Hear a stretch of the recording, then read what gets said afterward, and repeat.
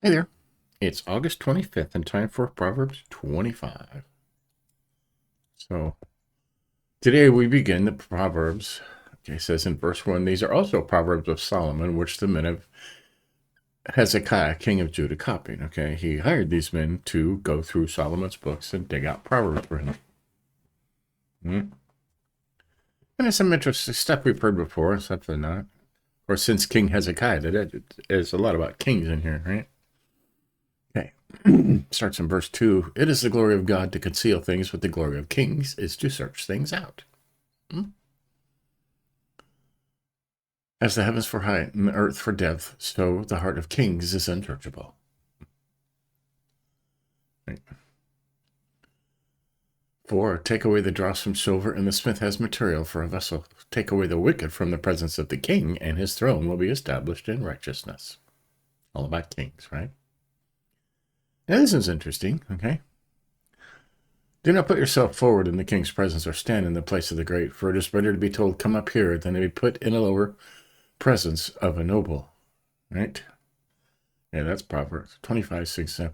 Now we're going to jump over to Luke 14, okay?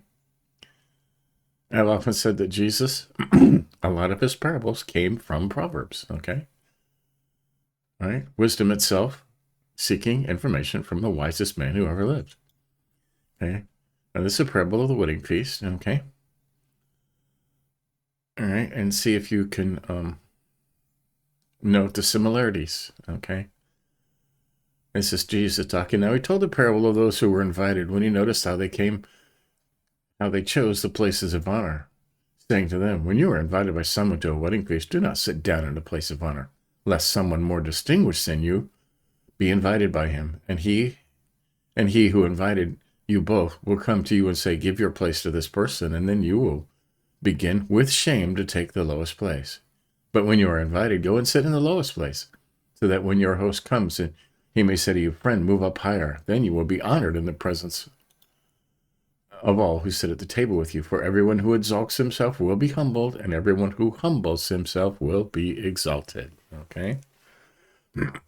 Very good explanation of Proverbs 6 and 7. Okay? Same story. Now put yourself forward in the king's presence or stand in the place of the great. For it's better to be told, come up here, than to be put lower in the presence of a noble. And everybody sees you get humiliated. Interesting, huh? Okay. 8.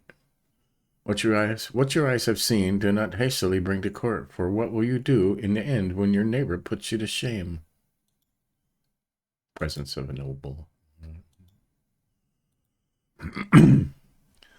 Argue your case with your neighbor himself, and do not reveal another's secret, lest he who hears you bring shame upon you, and your ill repute have no end. Right? Ruin your reputation. Okay? And this all goes together. 11. A word fitly spoken is like apples of gold in setting of silver. Like a gold ring or an ornament of gold is a wise reprover to a listening ear. Right? A good thing. A word fitly spoken. Most time you should keep your mouth shut. But a word fitly spoken, right? Gold apples in settings of silver.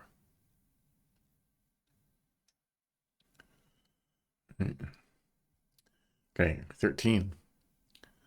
Like the cold of snow in the time of harvest is a faithful messenger to those who send him. He refreshes the soul of his masters. Like clouds and wind without rain is a man who boasts of a gift he does not have. Lots of people like this, huh? Right? Right. 15. With patience a ruler may be persuaded, and a soft tongue will break a bone. That's important. A soft tongue can break bones. Okay, words are the most powerful things there are. They go instantly from your brain right into your very heart. Okay? So be careful what you say. Okay. There a note over here? Anger and a soft tongue can break the bone by not ministering occasion to provoke him further. heart that is bent to anger, right? A soft tongue will break a bone. Remember that. 16, if you have found honey, eat only enough for you, lest you have your fill of it and vomit it. Some people do that, right?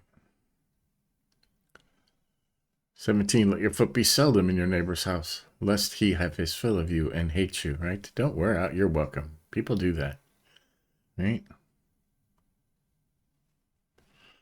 18, a man who bears false witness against his neighbor is like a war club or a sword or a sharp arrow. You lie about your neighbors? That's crazy, huh? 19, trusting in a treacherous man in time of trouble is like a bad tooth or a foot that slips. Right. Lots of that going on now, huh? Trusting in treacherous people. If somebody's treacherous, it means they have their own plans they're not telling you about. Right? 20, whoever sings songs to a heavy heart is like one who takes off her garment on a cold day and like vinegar on soda.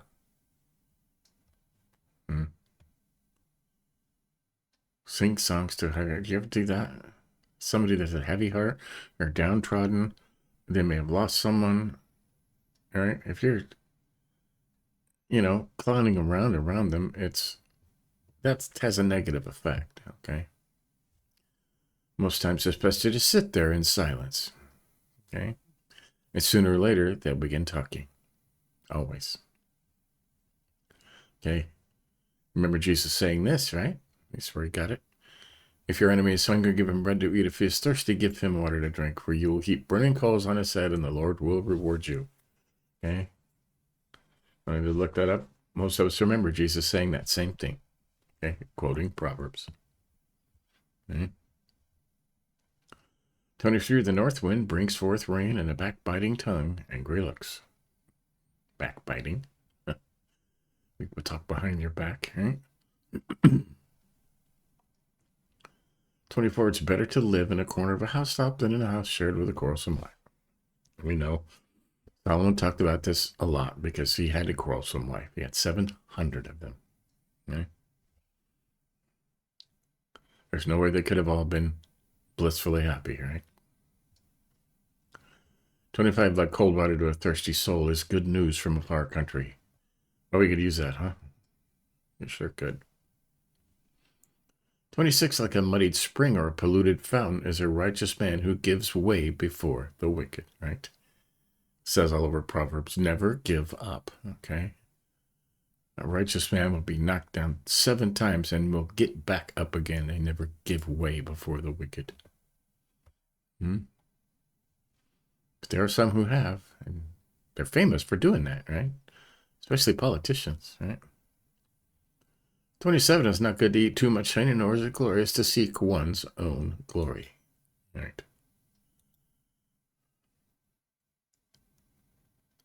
Right. It's not glorious to seek one's own glory. That's pride. That's haughtiness. That's conceit.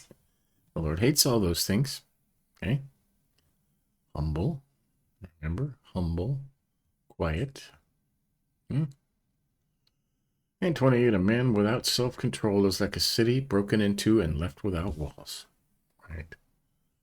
Or it's a note here saying, and so is in extreme danger.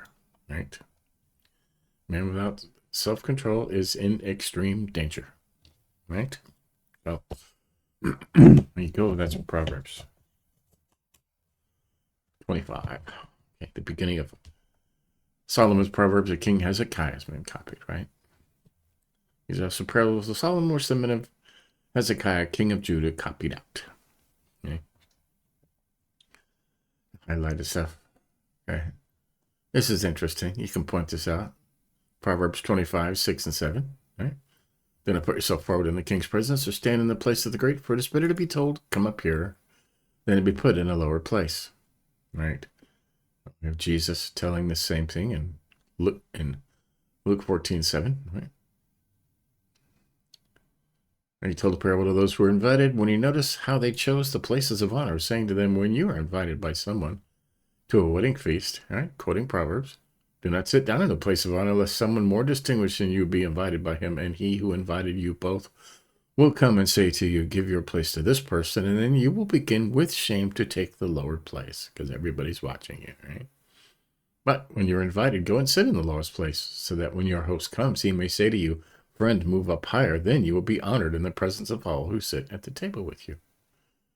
Right? And this is important. For everyone who exalts himself will be humbled, and everyone who humbles himself will be exalted. Right? Excellent. Excellent use of the Proverbs that Jesus did, of course. Okay? And we'll highlight it just because it all goes together. A lot of people do this, okay? What your eyes have seen, do not hastily bring into court, for what you will do. What will you do in the end when your neighbor puts you to shame? Right? Argue your case with your neighbor himself, and do not reveal another's secret, lest he who hears you bring shame upon you, and your ill repute have no end. All right? And thine infamy do not cease. Infamy, like infamous. Lest whereas thou thinkest by this means to have an end of the matter, it put thee to further trouble. Right. Interesting, huh? 11 to 12 is highlighted. A word fitly spoken is like apples of gold on a setting of silver. Like a gold ring or an ornament of gold is a wise reprover to a listening ear. Right? If somebody that you know is wise is talking to you, you need to listen. Okay? It's like apples of gold in settings of silver. Okay? 14 is highlighted. Like clouds and wind without rain is a man who boasts of a gift he does not have. Lots of people do this, right? Politicians do this all the time. I'm going to do this and this and this, and they have no power to do that. They just want you to vote for them so they can make money. Okay? Most of the time it's about money.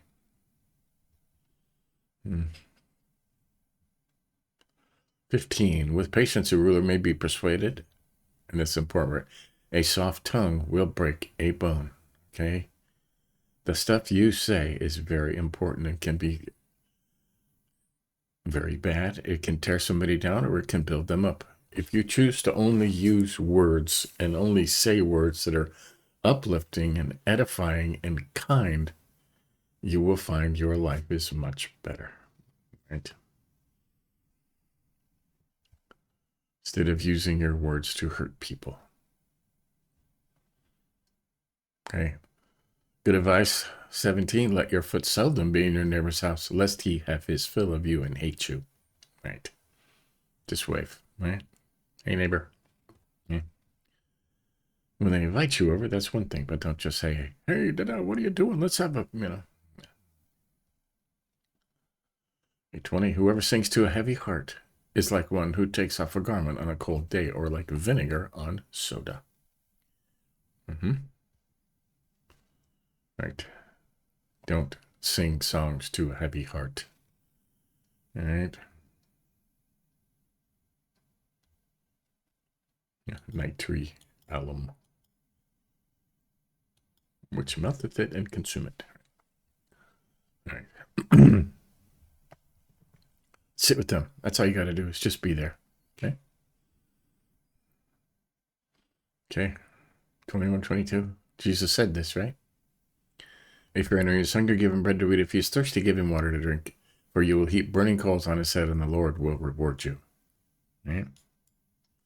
They're going to take it because they're hungry, but they will be humiliated because they're taking food from you. 27 is highlighted. It is not good to eat too much honey, nor is it glorious to seek one's own glory. Right? Right? Pride, arrogance, conceit, haughtiness. Right? Seek one's own glory. Right? To search their own glory is not glory. That's boasting and pride.